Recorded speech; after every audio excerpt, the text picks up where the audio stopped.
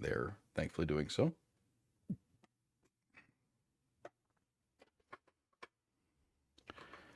First story tonight is called Moon Songs, as written by a Carol Emshwiller. I'm saying that last name wrong.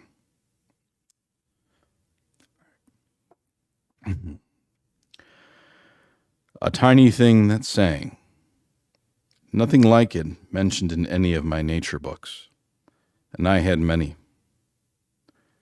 At first, no name we gave it stuck. Sometimes we called it Harriet, or Alice, or Jim. Names of kids at school. All ironies. More often, we just called it Bug. This mere mite, well, not really that small, more the size of a bee, pulled itself up by its front legs, the back ones having been somehow bent, or so it seemed to us. Perhaps it happened when we caught it. How can such a tiny thing have such a voice? Clear, ringing out, echoing as though the mountains or in some great resonating hall. Such a wonderful, otherworldly sound. We felt it tingling along our backbones and down into the soles of our feet.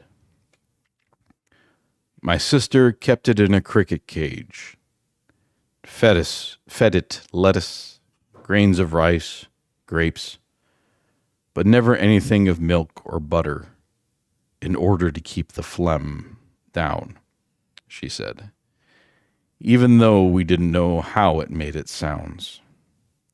We asked ourselves that first day, is it by the wings?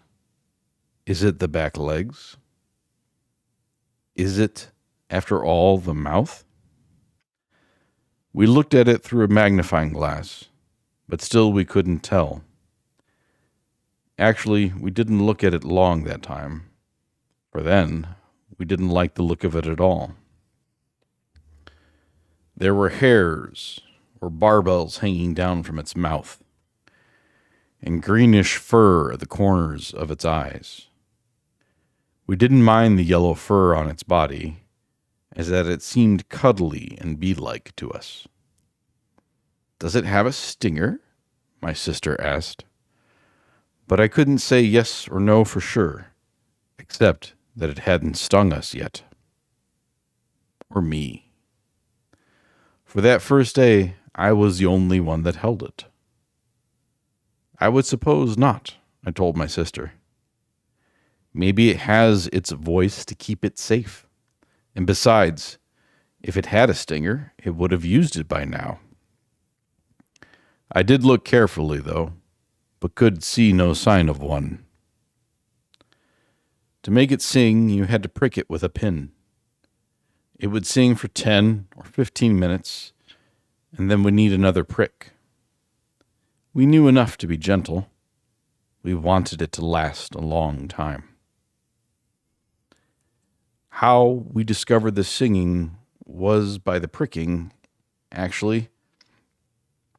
The thing lay as though dead after we first caught it, and we wanted to know for sure it was or wasn't.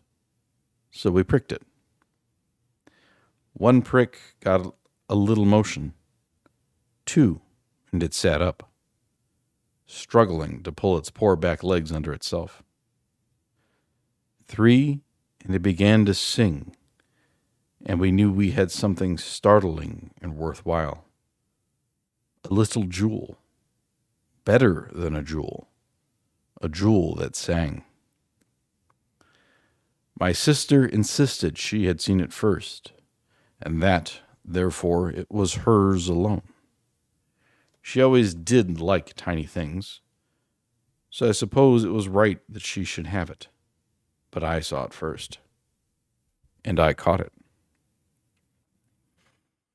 And it was my hand that first held it, for she was frightened of it. Thought it ugly, before she heard it sing. But she had always been able to convince me that what I knew was true wasn't. She was very beautiful, and it was not just I who thought so. Heads turned. She had pale skin and dark eyes, and looked at everything with great concentration. Her hair was black and hung out from her head in a sort of fan shape. She wore a beaded headband she'd made herself with threads and tiny beads. We were in the same school, she a full-blown woman about to graduate, and I in the 9th grade, still a boy. Still in my chubby phase before I started to grow tall. I felt awkward and ugly.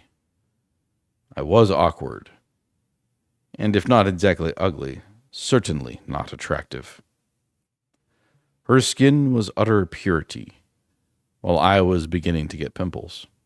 For that reason alone, I believed that everything she said was right, and everything I said was wrong. It had to be so because of the pimples. Beautiful as she was, my sister was not popular. Yet popularity, or something akin to it, something that looked like it, was what she wanted more than anything. And if that were impossible, then fame. She wanted to make a big splash in school. She wanted to sing and dance and act, but she had a small, reedy voice. And although graceful as she went about her life, she was awkward when on stage. Something came over her that made her like a puppet. Self-conscious stiffness. She was aware of this, and she had gone from the desire to be on stage to the desire not to expose herself there because she knew how, as she said, ridiculous she looked. How, as she said, everyone would laugh at her, though I knew they wouldn't dare laugh at her any more than I dared. People were afraid of her just as I was. They called her the Queen, and they joked that she had been taking vows of chastity, and called me Twinkle. Sometimes that was explained to Twinkle Toes, for no reason I could tell except that the words went together. I certainly wasn't light on my feet, though perhaps I did twinkle a bit. I was so anxious to please. I smiled and agreed with everyone as though they were all my sister, and I always agreed with her. It was safer to do so. I remember when I first figured that out. It was as though I'd always known it as soon as I began to realize anything at all. I wish it would have beginnings and ends to its singing instead of being all middles. Middles, my sister said, as she tried hard to teach it to have them. Once she left it all day with the radio tuned to a rock and roll station while she was at school. It was so exhausted, even we could tell. By the end of the day, she didn't do anything like that again. Besides, it had learned nothing. It still began in the middle and ended in the middle, almost as though it sang to itself continuously and only switched to a louder mode when it was pricked, and then, when we let it alone again, lapsed back into its silent music.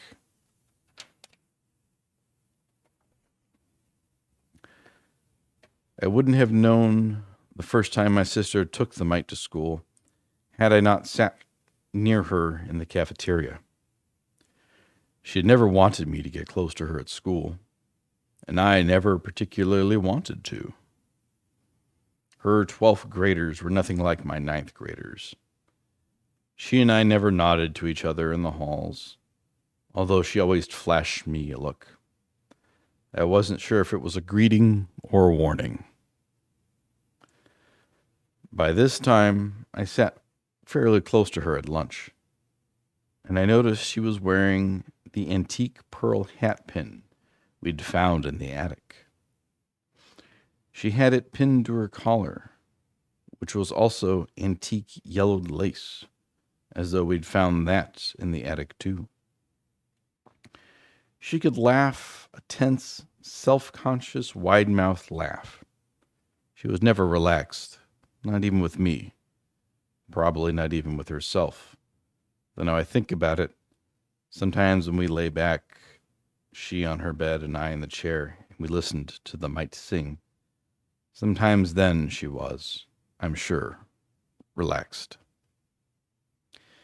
She was laughing that laugh then, which is why I looked at her more closely than I usually allowed myself to do when in school. I was wondering what had brought on the great white-toothed derision when I saw the hat pin, and I knew what it was for. And then I saw the tiny thread attached to her earring. No, actually attached to her earlobe, along with the earring, right through the whole of her pierced ear.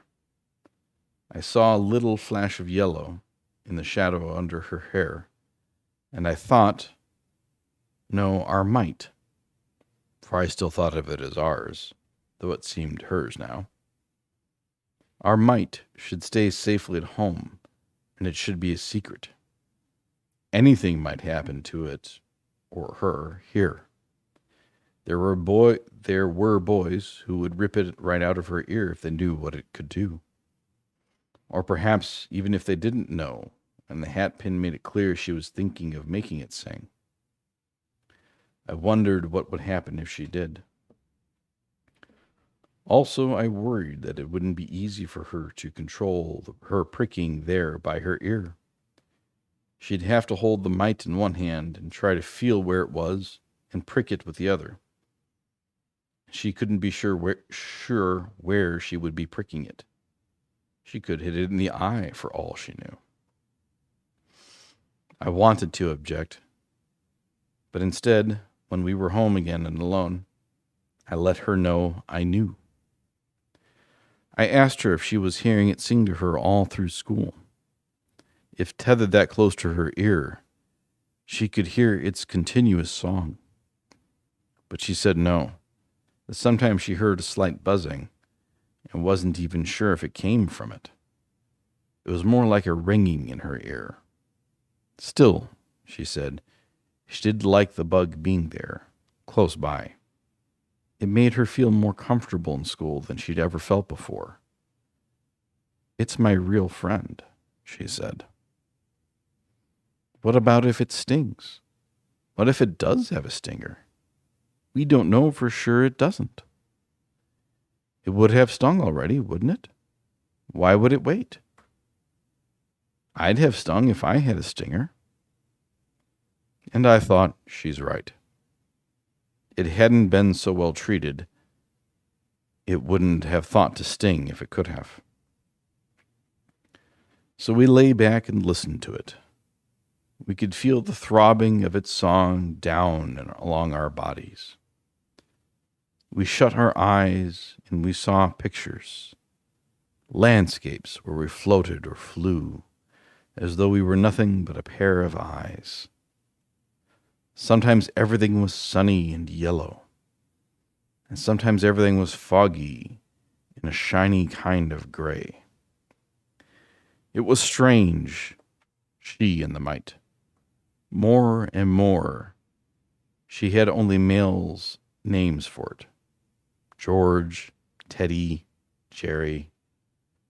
The names of boys at school. But now Matt. Matt all the time. There was no Matt that I knew of. I began to feel that she was falling in love with it. We would sit together in her room and she'd let it out of her cage. Let it hobble around on her desk. Flutter its torn wings. Scatter its fairy dust. She was no longer squeamish about studying it under the magnifying glass. She watched it often, though not when it sang. Then she and I would always lie back and shut our eyes to see the visions. And then she actually said it. Oh, I love you.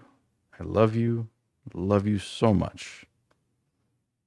It had just sung. We were as though waking up from the music. Don't, I said, and I felt a different kind of shiver down my spine.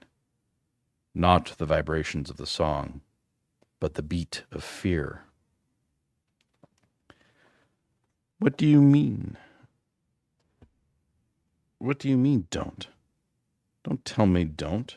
You know nothing. Nothing of love. Nothing of anything. You're too lung. And what's so bad about having barbells? You didn't even shave yet. I was beneath contempt. Though I was her only companion, not counting the mite, of course, she had no friend but me, and yet I was always beneath contempt. I did feel, though, that I should be in danger. She'd come to my aid, come to help me against whatever odds, and that she would not hesitate. She wore the mite to school every day after that first day, and as far as I could tell, she told no one. For if she had told even one person, it surely would have gotten back to me. Such things always did. I began to relax. Why not take it to school if it gave her such pleasure to do so? It wasn't until I saw the list of finalists in the talent show that I understood what she was up to. She had already used it in tryouts. She, in her mite, was listed as one of the 7 finalists. She was a sensation. She left her mouth open all the time as though in sort of an open-mouthed humming. She moved just as awkwardly as always, as though deciding to hold out one arm and then the other, alternating them, and then decided to smile now and then as she pretended to sing. But she looked beautiful anyway. The music made it so, made it flowing. Also, she was dressed in gray, with yellow earrings and beads, as though to make herself part of that landscape we often saw as we listened. I knew nobody would make fun of her, whisper about her afterward, or imitate her behind her back. She was accompanied on the piano by the leader of the chorus, who was pretty good at improvising around what the mite was doing. I thought it was a good thing she had accompaniment, for it made the music a little less strange, and that seemed safer. There was less chance of the mite being discovered.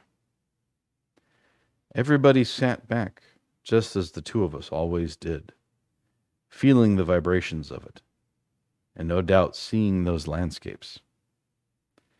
After 10 or so minutes of it, they clapped and shouted for more. My sister pricked the mite once again and pretended to sing for 10 minutes more, and then said that was all she could do. Afterward, everybody crowded around her and asked how she had learned to do it. Of course, she got first prize. After that, she didn't exactly have friends, but she had people who followed her around, asked her all sorts of questions about her singing, interviewed her for the school paper. Some people wanted her to teach them how to do it, but she told them she had a special kind of throat, something that would be considered a defect by most, but she had learned to make the most use of it. Because of her, I became known at school too. I became the singer's brother. I became the one with the knowledge of the secrets, for they did sense a secret. There was something mysterious about us both. You could see it in their eyes, even if I, Twinkle Toes, became mysterious, talented because of close to a talent. After that, she was asked to sing a lot, though she always said she could not do it often.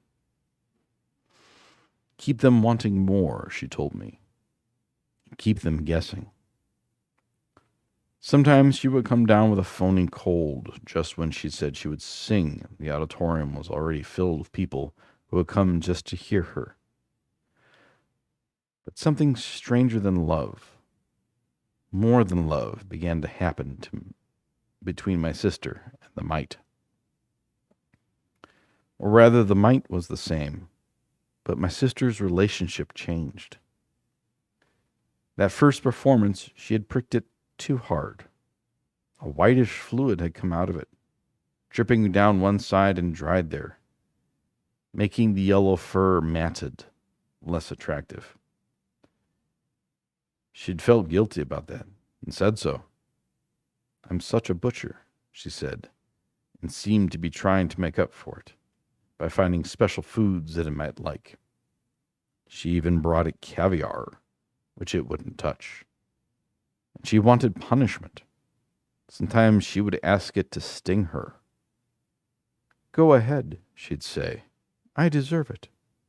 And you have a right to do it. And I don't care if you do.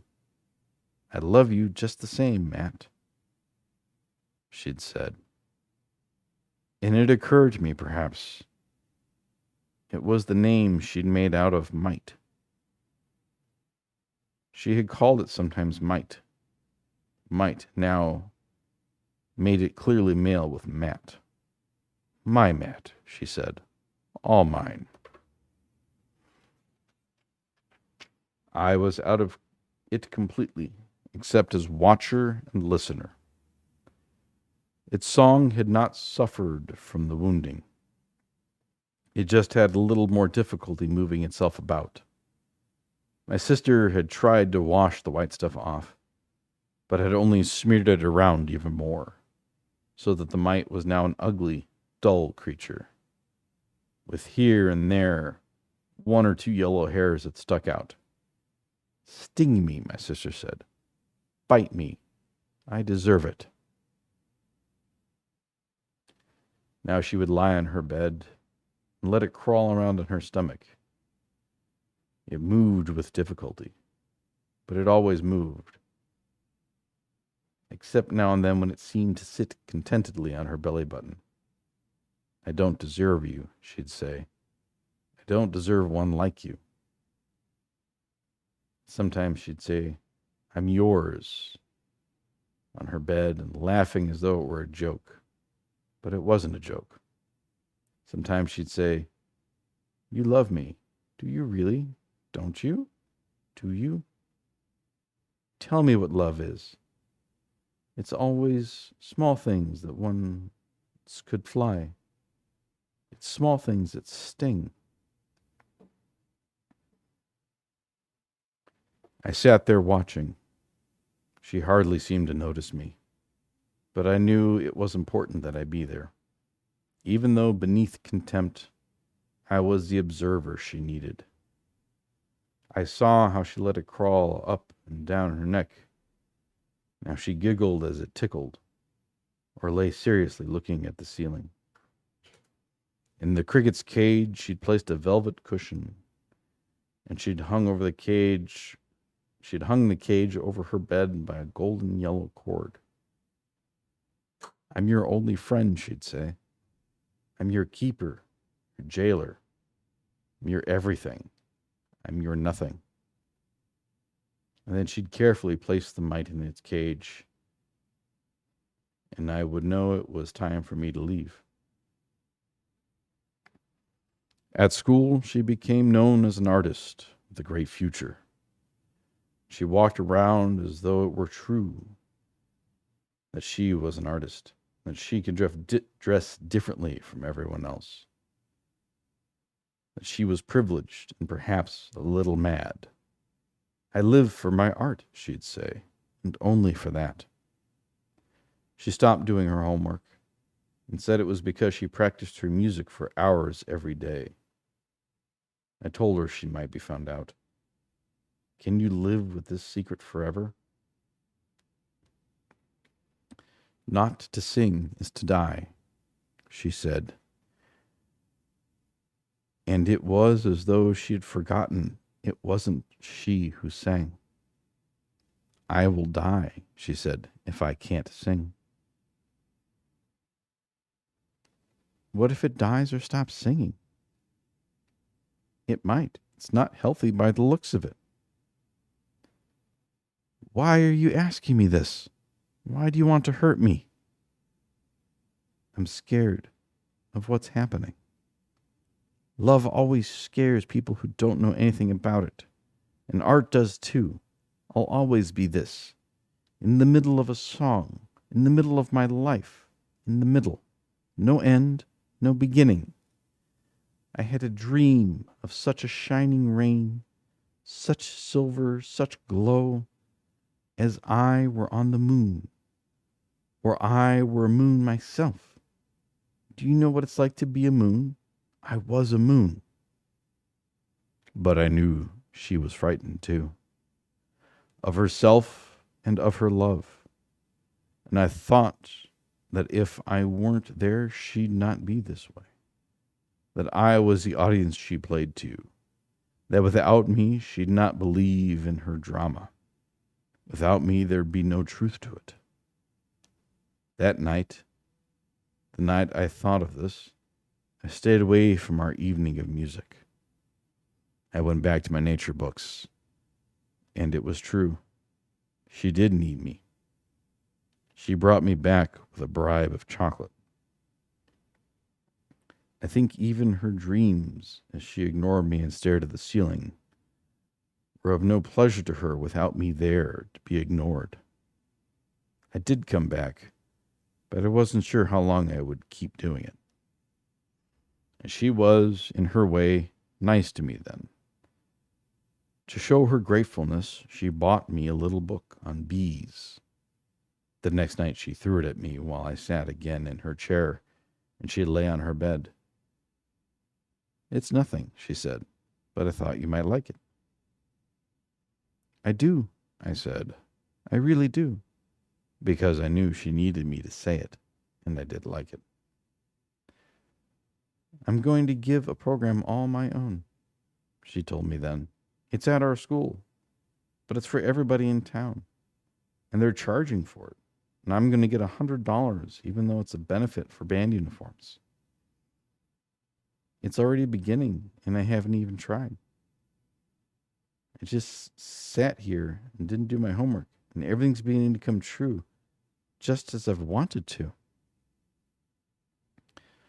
I began to feel more frightened, thinking of her giving a whole program. We'd never had the mite sing for more than about 40 minutes at a time, at the very most. Well, I won't be there, I said. I had never challenged her directly before, but now I said, and I won't let you do this, but if I can't stop you, I won't be there. Give me back that book, she said. I was sorry to lose it, but I gave it back.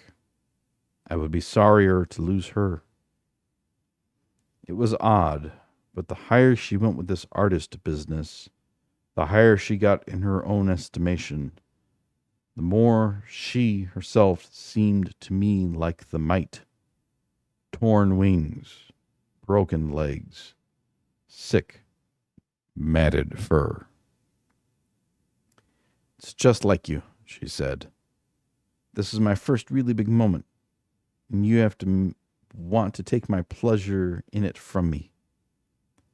But I knew that she knew it wasn't at all like me. You're jealous, she said. And I wondered then if that were true. I didn't think I was, but how can you judge yourself? The mite inched along her desk as we spoke, and I had in mind that I should squash it right then. Couldn't she see the thing was in pain? And then I saw that clearly for the first time. It was in pain. Maybe the singing was a pain song. I couldn't stand it any longer. But she must have seen something in my face. for she jumped up and pushed me out the door before I hardly knew myself what I was about to do. Pushed me out the door and locked it. I thought about it, but there was no way I could see how to stop her. I could tell everybody about the mite, but would they believe me? And wouldn't they just go and have the concert anyway, even if they knew it was the mite that sang? Maybe that would be an even greater draw. I had lost my chance to put the creature out of its misery. My sister wouldn't let it near me again. Besides, I wasn't sure if what she said wasn't true, that she'd die if she couldn't sing. If she couldn't, that is, be the artist she's pretended to be. She was going to call her program Moon Songs. There would be 2 songs with a 10-minute intermission between them. I decided I would be there, but that she wouldn't know it. I would stand in the dark corner in the wings after she had already stepped on stage. The concert began as usual, but this time I was changed, and I could hear the pain. It was a pain song. Or perhaps the pain in the song had gotten worse so that I could finally understand it. I didn't see how my sister could bear it. I didn't see how anyone in the audience could bear it. And yet there they sat, eyes closed already, mouths open, heads tipped up like blind people. As I listened, standing there, I too tipped my head up and shut my eyes. The beauty of pain caught me up. Tears came to my eyes. They never had before, but now they did. I dreamed that once everything was sun, but now everything was moon. And then I forced my eyes to open. I was there to keep watch on things, not to get caught up in the song. She never made it to the intermission. After half an hour, the song became more insistent. It was louder and higher pitched than, and I could see my sister vibrating, as though from a vibrato in her own throat that it began to shake her whole body. Nobody else saw it. The few had their eyes open, and they were looking at the ceiling. The song rose and rose. I knew I had to stop it. My sister sank to her knees. I don't think she pricked the mite at all any longer. I think it sang on its own accord. I came out onto stage, and no one noticed. I wanted to kill the mite before it shook my sister to pieces, before it deafened her with its shrieking. But I saw that the string that held it to her earlobe was turned and led inside her ear. I pulled on it. The string came out with nothing tied to it. The mite was still inside. My sister was gasping, and she too began to make the same sound of pain. The song was coming from her own mouth. I saw the undulations of it in her throat, and I saw the blood coming from her nose.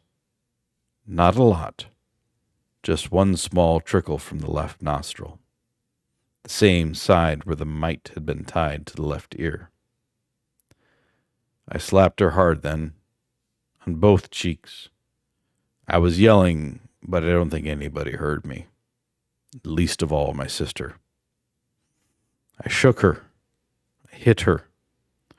I dragged her from the stage into its wings, and yet still the song went on, and the people sat in their own dream.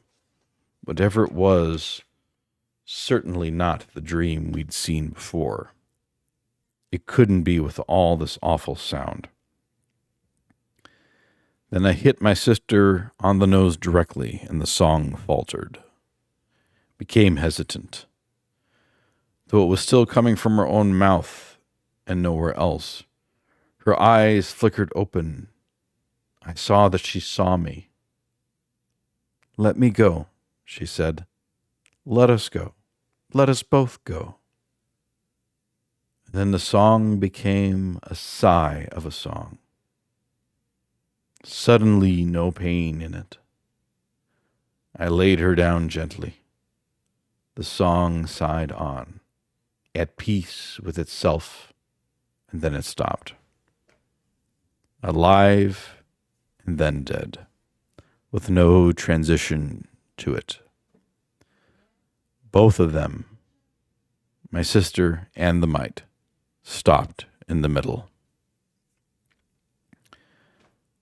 I never told them.